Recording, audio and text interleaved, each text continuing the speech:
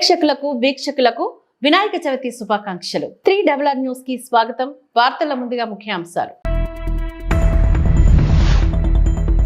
బుడమేరు గండ్ల పుడిక పనులు యుద్ధ ప్రాతిపదికన జరుగుతున్నాయి. ముఖ్యమంత్రి పనులను ఎప్పటికప్పుడు లైవ్ లో పరిశీలిస్తున్నారు. ఏపీ రాజధానిపై తప్పుడు ప్రచారాలకు check.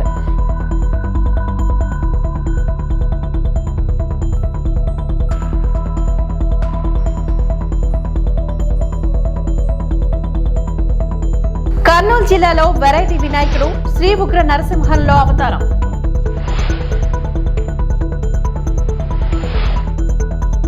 CM Chandrababu aerial visit.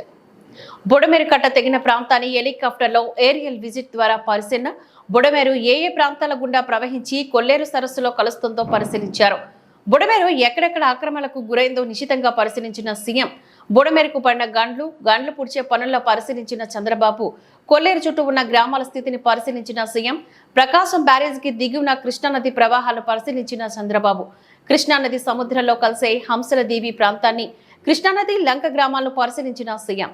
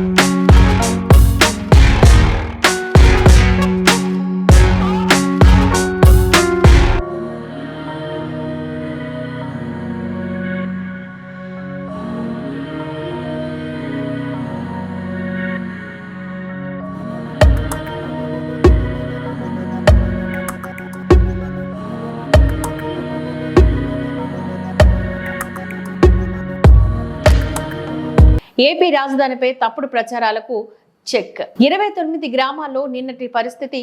రాజధానిలో ముంపు లేదు, కానీ విషం వాళ్ళ ఆలోచనలో కుట్ర రాజకీయాల్లో ఉందని ఆరోపించారు.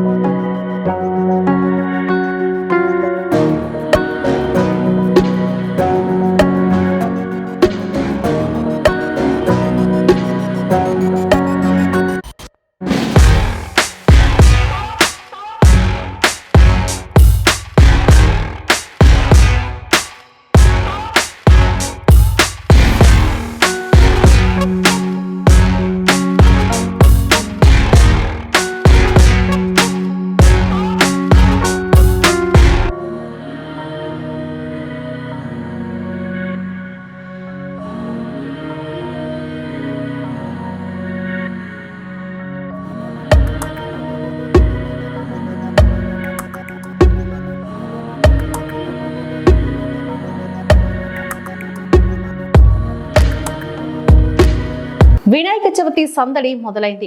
దేశవ్యాప్తంగా ఢిల్లీ నుంచి గల్లీ వరకు గణపతిని ప్రతిష్ఠించడానికి మండపాలు అందంగా ముస్తాబు చేస్తున్నారు. మరోవైపు వివిధ రూపాల్లో గణపయ్య మండపాల్లో కొలువు తీరి భక్తులతో పూజలను అందుకోవడానికి రెడీ అవుతున్నాడు. ఈ నేపథ్యంలో కర్నూలు జిల్లాలో ఏమగనూరులోని గణపయ్య ఉగ్ర నరసింహ రూపంలో కొలువు తీరనున్నాడు. ఈ ఉగ్ర నరసింహస్వామి అవతారం రూపంలో ఉన్న వినాయకుడు అందరినీ ఎంతగానో ఆకట్టుకుంటుంది. కొండవీటి ప్రాంతంలో శ్రీ బాల వినాయక యువక మండలి ఆధ్వర్యంలో గత 33 ఏళ్లుగా వినాయక చవితి ఉత్సవాలు జరుగుతున్నాయి. ఈ ఉత్సవాల్లో పర్యావరణాన్ని కాపాడే విధంగా మట్టితో చేసిన వినాయక విగ్రహాన్ని ఏర్పాట్లు చేస్తున్నారు. కర్నూలు జిల్లా ఏమగనూరులో ఏర్పాటు చేసిన శ్రీ ఉగ్ర నరసింహస్వామి వారి అవతారం రూపంలో ఉన్న వినాయకుడు అందరినీ ఎంతగానో ఆకట్టుకుంటుంది. స్థానిక కొండవీటి ప్రాంతంలో శ్రీ బాల వినాయక యువక మండలి ఆధ్వర్యంలో పర్యావరణాన్ని కాపాడుతూ సుమారు 33 సంవత్సరాల నుంచి మట్టితో చేసిన వినాయక విగ్రహాన్ని ఏర్పాట్లు చేస్తున్నారు. అయితే వీరు ప్రతి సంవత్సరం పూజకు అవసరమయ్యే సామాగ్రితోనే ఒక్కో సంవత్సరం ఒక్కో వేరేటి రూపంలో వినాయకుడు విగ్రహాన్ని తయారు చేస్తూ పలువురికి ఆదర్శంగా నిలుస్తున్నారు.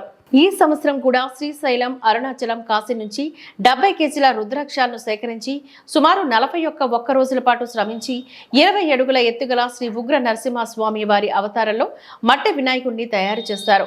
ఈ విగ్రహం పట్టణంలో ప్రత్యేక ఆకర్షణగా నిలిచింది. ఈ విగ్రహం తయారీకి గాను 3 లక్షల ఖర్చు అవుతుందని అన్నారు. ఈ విగ్రహాన్ని దర్శించుకునేందుకు చుట్టుప్రక్కల గ్రామాల ప్రజలు అధిక సంఖ్యలో తరలి వస్తారని వినాయక మండలి నిర్వాహకులు తెలియజేశారు.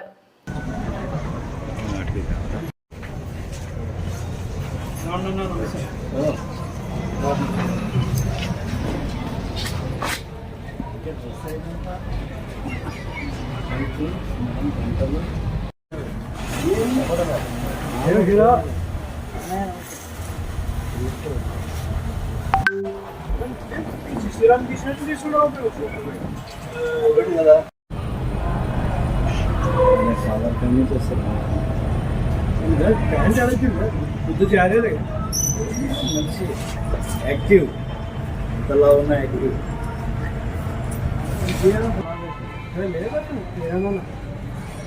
అంతేగాని ఇంతలా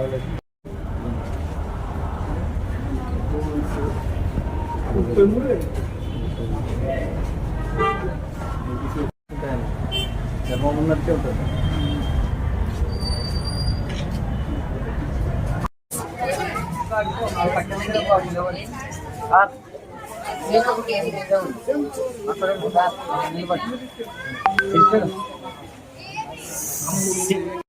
శ్రీ బాల వినాయక యుగ మండలి కొండవీటి ప్రాంతమైన మేము గత 32 సంవత్సరాలుగా బాల వినాయకుని మేము తయారు చేస్తూ పూజా సామాగ్రి వస్తువుల్ని తయారు చేస్తున్నాము. పర్యావరణ దృష్టిలో పెట్టుకుని ఎటువంటి కెమికల్స్ వాడకుండా, ప్లాస్టర్ ఆఫ్ ప్యారిస్ వాడకుండా మట్టి వినాయకుడిని తయారు చేస్తూ పూజా సామాగ్రితో తయారు చేస్తున్నాము. ఈ సంవత్సరం గత 2 నెలల నుంచి మా వినాయక సభ్యులమైన రఘు, బండ, అశోక్ తదితరులు కష్టపడి పనిచేస్తూ ఈ 2 నెలలుగా ఈ వినాయకుడిని తయారు చేస్తున్నారు. రుద్రాక్షల వినాయకుడిని ఈ సంవత్సరం తయారు చేస్తున్నాము. దాదాపు 3 లక్షల రూపాయల వ్యయంతో వినాయకుడు తయారైంది. మొత్తం ఖర్చు 5 లక్షల రూపాయల వరకు కావచ్చు. ఈ రుద్రాక్షలను మేము శ్రీశైలం, భద్రాచలం తదితర పుణ్యస్థలాల నుంచి సేకరించి తీసుకుని వచ్చినాం. అరుణాచలం ఎన్ని ఉంటాయి? 70 కేజీలు. రుద్రాక్షల ప్రత్యేకత అనగా రుద్రాక్ష ధరించడం వల్ల మనిషికి ఆత్మశాంతి కలుగుతుందన్న సదుద్దేశంతో ఆధ్యాత్మికంగా దృష్టిలో ఉంచుకొని రుద్రాక్షలు తయారు చేసింది. ఈసారి వినాయకుని ఉగ్ర నరసింహుడి రూపంలో దుష్ట శిక్షణ, శిష్టరక్షణ గావించిన ఉగ్ర రూపాన్ని తయారు చేస్తున్నాం. బుడమేరు గండ్లపుడిక పనులకు గాలి వచ్చినా, వర్షం వచ్చినా లెక్క చేయకుండా రాత్రింబవలు అక్కడే ఉండి అధికారులు, ఏజెన్సీల సహకారంతో 2వ గంటను పూర్తి చేయడం జరిగింది. 3వ గంట పనులు శరవేగంగా జరుగుతున్నాయి. మంత్రి నిమ్మల రామానాయుడు అన్నారు.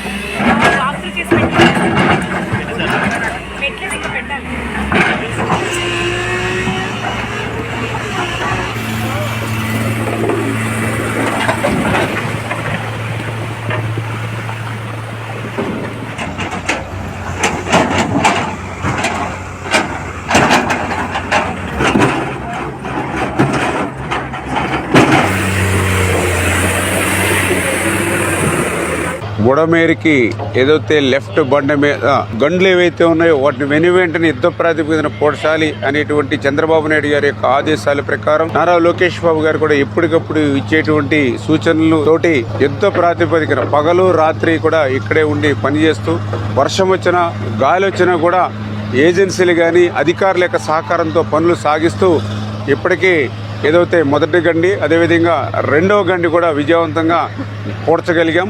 రాత్రి మూడవ గండి పనులు కూడా శరవేగంగా మరి జరుగుతున్నటువంటి పరిస్థితి.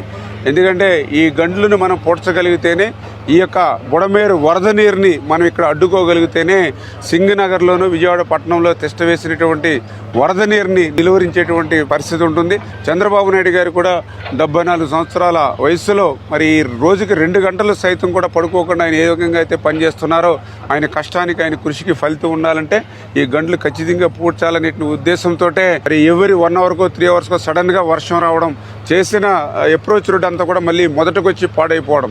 అదేవిధంగా నిన్న అయితే బుడవేరు దగ్గర 9,000 10,000 క్యూసెక్లకి మళ్ళీ పొంగి మేము చేస్తున్నటువంటి వర్క్కి అడ్డంకి కలగడం, ఆ వేసినటువంటి మెటీరియల్ కూడా ఆ ఫ్లోకి మళ్ళీ వెనక్కి కొట్టుకుపోవడం, ఇటువంటి ప్రతిబంధకాలు ఎదురైనా కూడా ఈ కష్టపడి పని చేసుకుని 2 గంటలను పూడ్చాం. 3వ గంట కూడా ఈరోజు కల్లా పూడ్చి ఏదైతే ఆ సింగనగర్కి ఈ యొక్క వరద నీరుని అరికెట్టేటువంటి ప్రయత్నం అయితే చేస్తున్నామని చెప్పి తెలియజేస్తాం. బుడమేరు గంటల పుడిక పనులు యుద్ధ ప్రాతిపదికన జరుగుతున్నాయి. ముఖ్యమంత్రి పనులను ఎప్పటికప్పుడు లైవ్ లో పరిశీలిస్తున్నారు. విజయవాడ సింగ్ నగర్ కు వరద ముంపును నియంత్రించేలా 3వ గండి పుడిక పనులు సైతం శరవేగంగా జరుగుతూ ఉండగా పనులను ఎంపీ దగ్గుపాటి పురంధేశ్వరి, స్థానిక ఎమ్మెల్యే వసంత కృష్ణ ప్రసాద్లతో కలిసి పర్యవేక్షించారు మంత్రి నిమ్మల రామానాయుడు. క్లోజ్ చేసామండి. ఈ రోజు లక్కీగా ఏంటంటే ఇవాళ వాతావరణం ఫస్ట్ అంటే ఈ 5 రోజులు చాలా బాగుందండి. లేకపోతే అసలు ఈ నడిసిపోషన్ కాదండి, అసలు మొత్తం బళ్ళు జారిపోవడం, అన్ని బ్లాక్ కాటన్ సాయిల్ ఇది పెరిగితే మనకేంటంటే ఈ ఫ్లో గట్టి కొడుతుందంటే మనం వేసిన మెటీరియల్ ఒక 20% కొంత పోతుంది. అయితే అందుకనే మళ్ళీ 1 టన్ వెయిటేజ్ ఉన్నాయి, ఎక్కువ ప్రిఫర్ చేసి అక్కడ గ్రేడింగ్ చేసి ఇవే చేస్తున్నామండి. కొంచెం ఇంటీరియల్ అయిపోవడం వల్ల మెటీరియల్ తెచ్చుకోవడానికి కానీ పనులు చేసుకోవడానికి ఇది కూడా 15 feet దాకా డెప్త్ ఉందండి ఇక్కడ. నెక్స్ట్ టైం లూజ్ సాయిల్ కూడా లూజు, భయపడుతున్నారు వీళ్ళు. వాళ్ళు కూడా ఆల్టర్నేటివ్ ఏమీ లేదు. 3 గంటలు 7 గంటలు పైన పులువా కానీ దానికి 3 గంటలు ఉన్నాయి. అంటే ఇవి అఫీషియల్ గా ఐడెంటిఫై చేసిన గంటలు. మిగిలిన ఏంటంటే గంటలు పడలేదు కానీ ఏ క్షణంలో పడిలాగా ఉన్నాయండి. బండ్లు అంతా స్ట్రెంగ్త్ లేవు, అంటే అండ్లయి జారి అంటే దాని మీద వాటర్ ఫ్లో అయిపోయిందండి. పైన ఆ హైట్ లో వచ్చిందండి వాటర్. వాళ్ళ పైన ఆ వాటర్ ఫ్లో అయ్యి ఇంక ఈ బ్రిడ్జెస్ పడ్డాను. కృష్ణాకి దీని నుంచి వెళ్తుందని పడిసేం అది. అందుకని పోలవరం నీరు వెళ్ళాలి కదా, దీన్ని 35,000కి ఎక్స్టెండ్ చేసి లైనింగ్ పెట్టారు. మన టైంలో 80% దాకా అయినాయి. ఈ జగన్మోహన్ రెడ్డి వచ్చిన తర్వాత ఇంక అసలు మొత్తం 6 బస్తా సిమెంట్ కానీ 1 రూపాయి పని కానీ చేయలేదండి. ఇంకా 195 పనులు క్యాన్సిల్ చేశారు. మేజర్ మేజర్ ఉందండి. ఇప్పుడు ఇక్కడ రైతులు కూడా చెప్తున్నారు, 50 కోట్లు ఉంది. రైతులు కూడా చెప్తూ ఉన్నారు. అప్పుడు ఈ పట్టిసీమ నీరు వెళ్ళేది కాబట్టి బాబు గారి టైంలో ప్రతి కిలోమీటర్కి ఒక లస్కర్ని పెట్టి పచ్చగడ్డి కూడా మొలవకుండా జాగ్రత్త రోడ్డు అంత నీరు కొట్టేదండి. వాతావరణం ఇట్లా ఉంటే రేపు మార్నింగ్ చేసేస్తాం. 200 కోట్లకు సంబంధించినటువంటి పనులు క్యాన్సిల్ చేయడం జరిగింది. దాన్ని పర్యవసానంగా చివరికి ఒక గడ్డి మొలక కూడా తీసివేయనటువంటి పరిస్థితి. అంటే ఎటువంటి మెయింటెనెన్స్ లేకుండా ఇవాళ బండ్లు ఈ స్థాయిలో బలహీనపడ్డాయంటే ఇంతకు ముందున్నటువంటి ప్రభుత్వ హయాంలో కనీసం కూడా ఒక చిటికెడు మట్టి అక్కడ వేయనటువంటి సందర్భంలోనే ఈ రకంగా ఇబ్బందికర పరిస్థితుల్ని విజయవాడ వాసులు, విజయవాడ ప్రాంతం కూడా ఎదుర్కొంటుంది అనేటువంటి విషయం. ఏదేమైనప్పటికీ కూడా ఈరోజు రాష్ట్ర ప్రభుత్వం చంద్రబాబు నాయుడు గారి నాయకత్వంలో రిలీఫ్ ఫండ్ ఏదైతే అందిస్తున్నారు, నిన్ననే శివరాజ్ సింగ్ చౌహాన్ గారు రావడం జరిగింది విజయవాడకి. కేంద్ర వ్యవసాయ శాఖ మంత్రి వచ్చి ఇక్కడ ఉన్నటువంటి డ్యామేజ్ ఏదైతే ఉందో అది ఇళ్లకు కావచ్చు, పంట పొలాలకు కావచ్చు, వీటన్నిటిని పరిశీలించడానికి రిపోర్ట్ తయారు చేసి కేంద్రానికి ఇవ్వడానికి మోడీ గారు వారిని పంపించారు. వారు నిన్న జక్కంపూడి అటువైపు అంతా కూడా తిరగడం జరిగింది.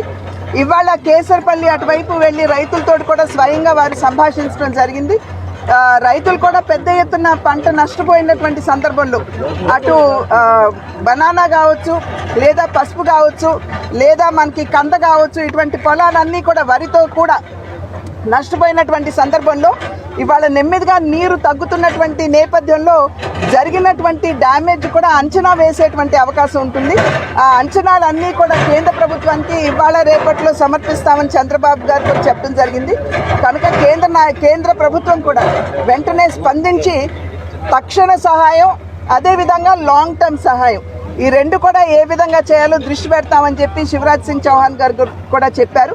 మేము సైతం వారధులుగా ఉంటూ రాష్ట్రానికి జరిగినటువంటి డ్యామేజ్ ఏదైతే ఉందో, ఏదైతే కోల్పోయిందో దాన్ని కూడా పూడ్చడానికి మా వంతు కృషి, మా వంతు బాధ్యతను మేము ఖచ్చితంగా నిర్వహిస్తాం. కర్ణాటక ప్రాంతం నుంచి ఆంధ్ర ప్రాంతానికి అక్రమంగా రవాణా చేస్తున్న మద్యం బాక్సులను sub CI P Bhargava Reddy ఆధ్వర్యంలో పోలీసులు పట్టుకున్నారు.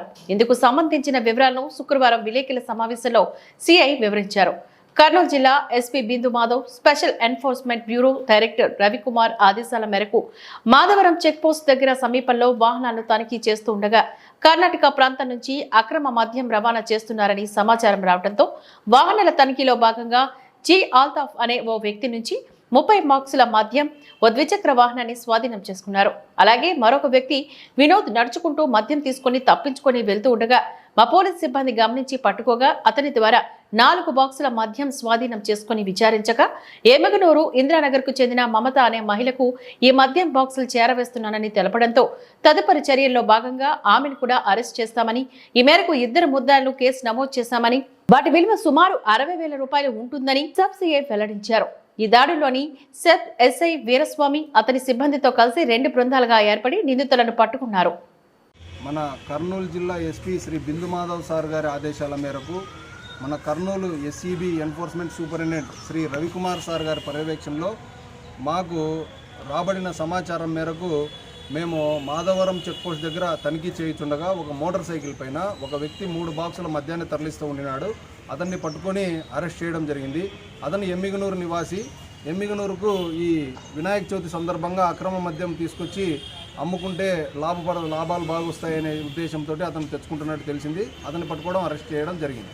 తర్వాత అలాగే అక్కడ ఉన్నప్పుడే మాకు ఇంకొక సమాచారం రావడం జరిగింది. దాని పరంగా సైడ్ దారుల గుండా మద్యం వెళ్తోంది అనే సమాచారం మేరకు మేము పక్కదారుల్లో చెక్ చేసినప్పుడు ఒక వ్యక్తి తను మోసుకుంటూ ఒక 4 బాక్సులను తీసుకొని పోతూ ఉన్నాడు. అతన్ని కూడా పట్టుకొని అరెస్ట్ చేయడం జరిగింది. అతను వచ్చేసి కర్ణాటక వాసి. మాధవరం చెక్పోస్ట్ దగ్గర పోలీసులు పొద్దున్నుంచి గట్టి తనిఖీ చేస్తున్నారనే ఉద్దేశంతో అతను పక్కదారుల గుండా వెళ్ళి అక్కడి నుంచి ఆటోలు అట్లా పట్టుకొని ఎమ్మిగనూరుకు చేరుకోవాలనే ఉద్దేశంతో పోతా ఉన్నాడు. 4 బాక్సులు స్వాధీనం చేసుకుని అతను ఎవరికి తీసుకొస్తున్నాడు అనే సమాచారాన్ని మనము ఎంక్వైరీ చేయడంతో అతను వచ్చేసి ఒక లేడీ, ఎమ్మిగనూరుకు సంబంధించినటువంటి ఆ వ్యక్తి మమత అని ఆమె తీసుకొచ్చి ఇవ్వడానికి ప్రయత్నం చేస్తున్నాడని తెలిసి ఆమెను కూడా కేసులో నమోదు చేయడం జరిగింది. ఆమెను తదుపరి అరెస్ట్ చేయడం జరుగుతుంది. ఈ యొక్క దాడుల్లో ఇన్ఛార్జి సబ్ ఇన్స్పెక్టర్ అయినటువంటి SEB incharge sub inspector Veeraswamy మరియు అతని సిబ్బంది మేము 2 టీములుగా పాల్గొని దాడులను విజయవంతం చేయడం జరిగింది. ఈ పట్టుబడిన మద్యం విలువ మొత్తం 7 బాక్సులు, ఒక మోటార్ సైకిల్, 2 కేసుల్లో కలిపి ఈ పట్టుబడిన అంతా విలువ వచ్చేసి ఒక 60,000 దాకా ఉంటుంది. నా పేరు భార్గవ రెడ్డి, సెబ్సిఏ. మట్టి గణపతి ప్రతిమలనే పూజిద్దాం, పర్యావరణాన్ని పరిరక్షిద్దాం. దువ్వాడ లక్ష్మీ భార్గవి. పర్యావరణ పరిరక్షణ కోసం ప్రజలు మట్టి గణపతిని పూజించాలి అంటూ మా సంస్కృతి సంస్థ అధ్యక్షురాలు దువ్వాడ లక్ష్మీ భార్గవి పిలుపునిచ్చారు. శుక్రవారం సాయంత్రం మా సంస్కృతి సంస్థ ఆధ్వర్యంలో సంపత్ వినాయకుని గుడి వద్ద మట్టి వినాయక ప్రతిమలను పంపిణీ చేశారు. ఈ సందర్భంగా ఆమె మాట్లాడుతూ పర్యావరణాన్ని పరిరక్షించుకోవాల్సిన బాధ్యత మనపై ఉందని చెప్పారు. వినాయక ప్రతిమల్లో ప్లాస్టర్ ఆఫ్ ప్యారిస్, థర్మోకోల్ వాడటం వల్ల అందులో ఉన్న రసాయనాలు పర్యావరణానికి హాని కలగడమే కాకుండా సముద్ర జలాలు కలుషితమవుతున్నాయని అన్నారు. వాయు కాలుష్యం ఏర్పడి ప్రతి జీవి ప్రాణహానికి కారణమవుతున్నాయని, ప్రకృతిని గౌరవించకపోవడం వల్లే మనం అనేక విపత్తులు చూస్తున్నామంటూ పేర్కొన్నారు. కాలుష్యంలోని మన నగరం అగ్రస్థానంలో ఉందని ఆవేదన వెలిబుచ్చారు. ప్రతి కుటుంబం మన బాధ్యతగా భావించి మట్టి వినాయక ప్రతిమలకు అధిక ప్రాధాన్యతనిచ్చి పూజించాలంటూ విజ్ఞప్తి చేశారు. మన భావితరాలకు ఆరోగ్యవంతమైన జీవితం అందించేందుకు అందరూ సహకరించి కాలుష్య నివారణకు కృషి చేయాలని విజ్ఞప్తి చేశారు. ప్రజలకు వినాయక చవితి శుభాకాంక్షలు తెలిపారు.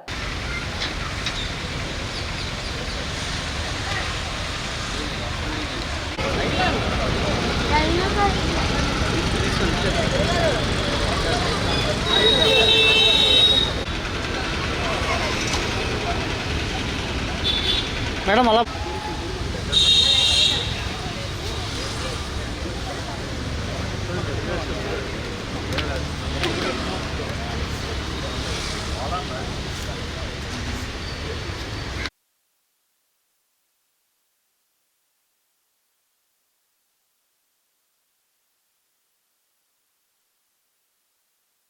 పేరే నాకు పేరు తెలుసు కదా బా.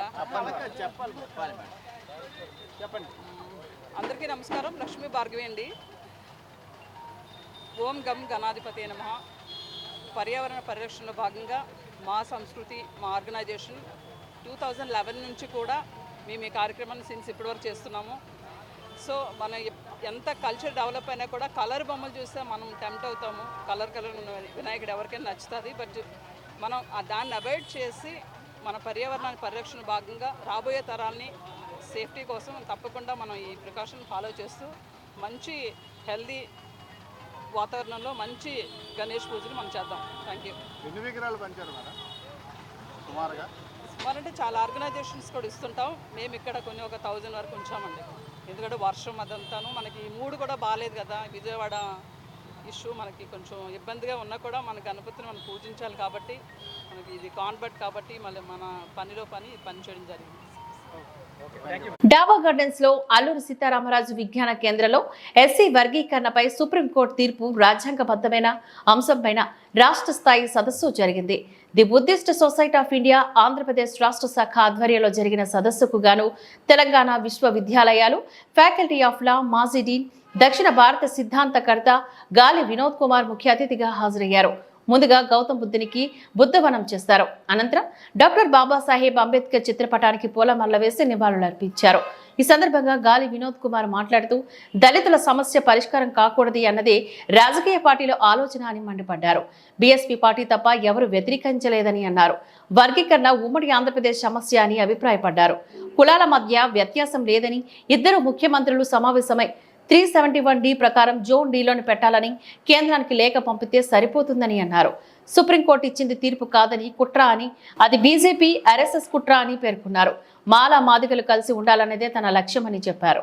30 ఏళ్ల నుంచి సమస్య రగులుతుంది. సుప్రీంకోర్టు ఇచ్చిన తీర్పులో లోటుపాట్లు ఉన్నాయని అన్నారు. కార్యక్రమంలో రాజేంద్ర, రేణుకుమార్, వేణుగోపాల్, అన్నవరం తదితరులు ఈ కార్యక్రమంలో పాల్గొన్నారు. తెలంగాణ విశ్వవిద్యాలయం ముఖ్యంగా గత 30 ఏళ్లుగా అవసరం లేదా గత 30 ఏళ్ళుగా 59 కులాల మధ్య ఏ వర్గీకరణ పేరుతో కొనసాగుతున్న పోరాటం ఉందో అది ఉమ్మడి రిజర్వేషన్ల వర్గీకరణ సమస్య పంచుకోవాలని, అన్నదమ్ముల్లా పంచుకోవాలి, ఆత్మబంధువుల్లా కలిసి ఉండాలనే దానికి అన్ని పార్టీలు, అగ్రవర్ణ పార్టీలు ఏవి కూడా ఈ సమస్యను పరిష్కరించకుండా గత 30 ఏళ్ళుగా ఈ సమస్య చాలా సీనియర్ సమస్య, 3 రోజులలో సమస్య పరిష్కారం అవుతుంది. కానీ 30 ఏళ్ళుగా ఈ సమస్యను పరిష్కరించలేదు. కారణం ఏంటంటే దళితులకు ఈ సమస్య పరిష్కారం అయితే ఇక వాళ్ళు రాజకీయ అధికారం అడుగుతారు కాబట్టి వాళ్ళు ఎప్పుడు నిరంతరం కొట్లాడుకుంటూనే ఉండాలి. ఆ కొట్లాడుకోవడానికే వీళ్ళంతా వర్గీకరణకు సపోర్ట్ చేస్తున్నారు తప్ప కలిసి ఉండడానికి, పరిష్కరించడానికి ఈ దేశంలో ఏ ఒక్క పార్టీ ఎక్సెప్ట్ బీఎస్పీ తప్ప అన్ని రాజకీయ పార్టీలు వర్గీకరణకు సపోర్ట్ చేస్తున్నాయి తప్ప ఎట్లా పరిష్కరించాలో చెప్పడం లేదు.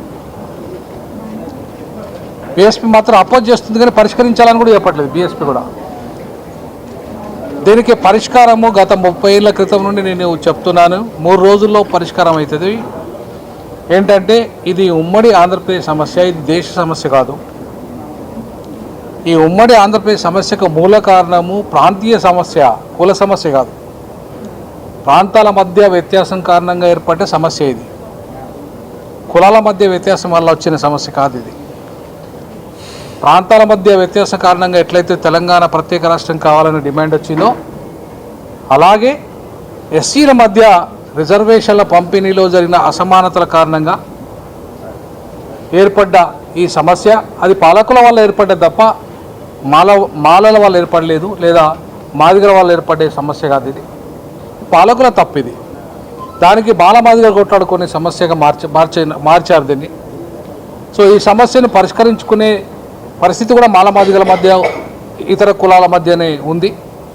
ఇద్దరు ముఖ్యమంత్రులు కూర్చొని కేవలం ఒక ప్రధానమంత్రికి ఒక లెటర్ రాయాలి ఏమని, ఈ వర్గీకరణ సమస్యను మేము జోనల్ సిస్టంలో పెడతాము, 371D ప్రకారంగా మేము జోనల్ సిస్టంలో ఈ సమస్యను పరిష్కరించుకుంటామని చెప్పేసి ఇద్దరు ముఖ్యమంత్రులు లేఖ రాసి ప్రధానమంత్రి దాన్ని ఆమోదించి క్యాబినెట్లో తీర్మానం చేసి రాష్ట్రపతి పంపితే రాష్ట్రపతి 371Dలో అమెండ్మెంట్ చేస్తుంది, చేసి పంపిస్తారు అంతే, ఇంకేముండదు దీంట్లో. దీనికి పార్లమెంట్లో చట్టంతో పని లేదు, 341తో పని లేదు, అసెంబ్లీ తీర్మానంతో పని లేదు, లేదంటే ఏ రాజకీయ పార్టీ సపోర్ట్తో పని లేదు, లేదంటే ఏ కుల సంఘంతో సపోర్ట్తో పని లేదు. ఇది చాలా సింపుల్గా 3 రోజులలో అయిపోయే సమస్యను 30 ఏళ్ళుగా ఇంకా దీన్ని పొడిగించుకుంటూ వచ్చి ఈ ఉమ్మడి ఆంధ్రప్రదేశ్ సమస్యని ఇప్పుడు దేశ సమస్యగా చిత్రీకరించి తప్పుడు సుప్రీంకోర్టు తప్పుడు సిద్ధాంతాన్ని, తప్పుడు విధానాలని, రాజ్యాంగ వ్యతిరేక విధానాలని సుప్రీంకోర్టు ఇలా తీర్పు రూపంలో, అది తీర్పు కాదు, అది కుట్ర, అది తీర్పు కాదు, అది కుట్ర, అది ఆర్ఎస్ఎస్ బీజేపీ ఇచ్చిన వాళ్ళ యొక్క డైరెక్షన్లో ఇచ్చిన తీర్పు. అది దాన్ని మనం తీర్పు అనడం కంటే కూడా వాళ్ళు ఇచ్చిన కుట్ర అని చెప్పాలి. ఆ కుట్ర ఫలితంగా ఇక సుప్రీంకోర్టు మళ్ళీ మాలమాదిగల్ని పర్మనెంట్గా విడగొట్టే ప్రయత్నం చేస్తుంది. మళ్ళీ కలపాలి, వాళ్ళని కలిపే ప్రోగ్రాంలో భాగంగా నేను రావడం జరిగింది ఇక్కడికి. ఈ సమస్యను ఎట్లా పరిష్కరించుకుందాం, ఎట్లా కలిసి ఉందాం, ఎట్లా కలిసి పోరాటం చేద్దామనే డైరెక్షన్ ఇవ్వడానికి మాత్రమే నేను వచ్చాను ఇక్కడికి. సో కాబట్టి మాదిగా ఈ అంటరాని కులాలు ఈ దేశంలో దాదాపుగా 1200కు పైగా అంటరాని కులాలు అన్నీ కూడా ఒకటే. సుప్రీంకోర్టు చెప్పినట్టుగా వేరు కాదు, అంతరం ఒకటే. అది ఎన్ని కోట్లు సంపాదించినా వాడు అంటరానోడే, ఎంత పెద్ద ఆఫీసర్ అయినా అంటరానోడే, వాడి హోదా అంటరానితనమే అనే హోదా. రాష్ట్రపతి స్థాయిలో ఉన్న ప్రొఫెసర్ అయినా, డాక్టర్ అయినా, పెద్ద అయినా అంటరాని వాడికినే ఈ దేశంలో ముద్ర ఉంది. అది పోనంతకాలం ఈ దేశంలో అంటరాని కులాలందరూ ఒకటే, వేరు కాదని చెప్పేసి ఇవాళ ఘంటాపదంగా నేను చెప్పదలుచుకున్నా. సుప్రీంకోర్టు వీళ్ళు వేరు అని చెప్పింది, ఇది తప్పు అని చెప్పదలుచుకున్నాం. ఇది రాజ్యాంగ వ్యతిరేకమని చెప్పాలనుకున్నాం, బాబాసాహెబ్ అంబేద్కర్ విధానానికి వ్యతిరేకమని చెప్పదలుచుకున్నాం. కాబట్టి సుప్రీంకోర్టు తీర్పు అది మనవాద తీర్పు, అది బీజేపీ ఆర్ఎస్ఎస్ కుట్ర ఫలితంగా ఇచ్చిన తీర్పు. దాన్ని పూర్తి స్థాయిలో వ్యతిరేకిద్దాం, మాలమాదిగల సమస్యను పరిష్కరించుకొని కలిసి అంబేద్కరిజాన్ని ముఖ్యంగా అధికారం వైపు వెళ్దామని చెప్పేసి కోరుతున్నాం. శనివారం వినాయక చవితిని పురస్కరించుకొని సిటీ క్లబ్ ఆధ్వర్యంలో 3000 మట్టి విగ్రహాలతో పాటుగా వ్రతకల్ప పుస్తకం, పసుపు కుంకుమ పంపిణీ కార్యక్రమాన్ని స్థానిక సిటీ క్లబ్ వద్ద ఏర్పాట్లు చేస్తారు. ఈ కార్యక్రమానికి గాను ముఖ్య అతిథిగా స్పీకర్ అయ్యన్న తనయుడు కౌన్సిలర్ చింతకాయల రాజేష్ హాజరై విగ్రహాలు పంపిణీ చేస్తారు. ఈ సందర్భంగా చింతకాయల రాజేష్ మాట్లాడుతూ పర్యావరణ హితమైన 3000 మట్టి గణపతి విగ్రహాలను పంపిణీ చేస్తున్న city club president Palla Dorababu, కార్యదర్శి పెదిరెట్ల చింతు, కోశాధికారి బొంతు జగదీష్, కార్యవర్గ సభ్యులను అభినందించారు. ప్రతి ఒక్కరూ మట్టి విగ్రహాలనే పూజించాలంటూ పిలుపునిచ్చారు. ఈ కార్యక్రమంలో కార్యవర్గ సభ్యులు లంకా ప్రసాద్, కృష్ణ, మంగరాజు, పెదిరెడ్డిల నాగేశ్వరరావు తదితరులు ఈ కార్యక్రమంలో పాల్గొన్నారు.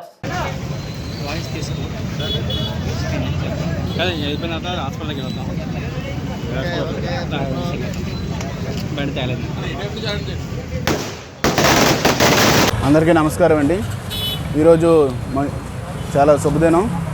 మన సిటీ క్లబ్ వాళ్ళు మట్టి వినాయక విగ్రహాలని అందరికీ అందజేయడం చాలా గర్వకారణం. ఇంకా మనం ముందు పాత పద్ధతిలోని మట్టి వినాయకుల్లో ఉండేవి, దాని తర్వాత కొత్తగా వచ్చేసి కలర్స్ ఇదంతా, దానివల్ల ఎన్విరాన్మెంట్ కొద్దిగా పాడవడం జరుగుతుందండి.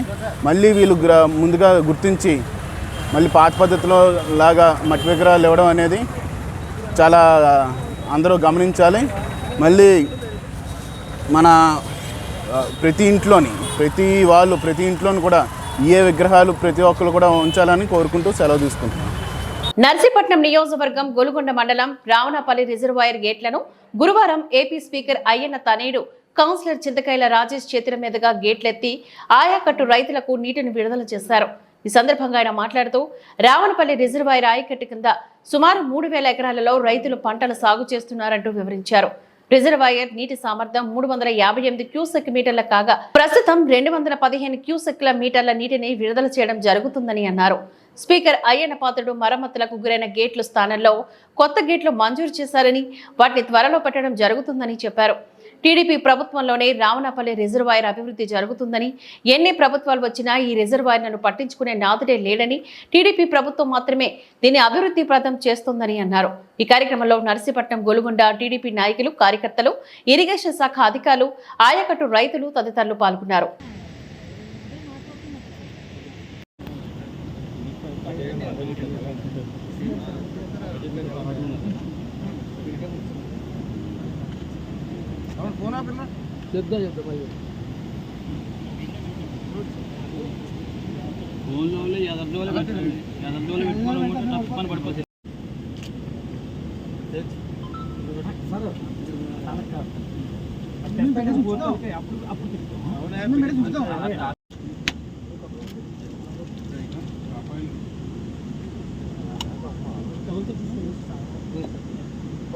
అందరికీ ఏసీ తలకే పంపే బోట్ మీద ఓటు పెట్టే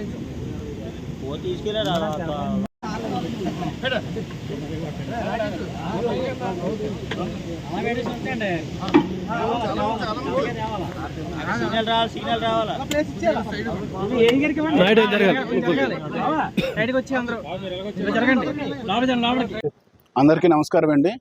ఈరోజు రావణపల్లి రిజర్వాయర్ గేట్లు ఎత్తడం జరిగింది. మంచి రోజు ఈరోజు. ఇలాగే ప్రతి సంవత్సరం కూడా వర్షాలు పడి ఇలాగా ప్రతి సంవత్సరం కూడా గేట్లు ఇలాగా ఎత్తడం వల్ల పంటలు బాగా పండి అందరూ కూడా మంచి లాభాలు ఎక్కువ వచ్చి సుఖ సంతోషాలతో ఉండాలని చెప్పేసి కోరుకుంటున్నాను. ఇంకోటి, ప్రతి సంవత్సరం ప్రతిసారి కూడా రావణపల్లి రిజర్వాయర్ని కాపాడేది టీడీపీ ప్రభుత్వమే. ప్రతి సంవత్సరం కూడా వాళ్ళు వేరే వేరే ప్రభుత్వాలు వచ్చే ఎప్పుడు కూడా డెవలప్మెంట్ అయితే కాలేదు. కానీ ఎప్పుడు కూడా డెవలప్ చేసేది ఓన్లీ టీడీపీ ప్రభుత్వమే. అది మొత్తం అందరూ గ్రహించాలి, రైతులందరూ గుర్తించాలి. ఇక్కడ ఇప్పుడు కూడా గేటు కొత్తది ఈ వర్షాకాలం అయిపోగానే వేస్తారు. ఆల్రెడీ వచ్చేసి ఏఈ గారు మొత్తం అంతా ఇదంతా ఎస్టిమేషన్ వేశారు. వర్షాకాలం పూర్తి అవగానే నవంబర్ కల్లా గేట్ పడుతుందని చెప్తున్నాను. ఇవన్నీ కూడా ప్రతి రైతు కూడా గుర్తించాలి అని చెప్తూ సెలవు తీసుకుంటున్నాను. ఈ వార్తలు ఇంతటితో సమాప్తం. నమస్కారం.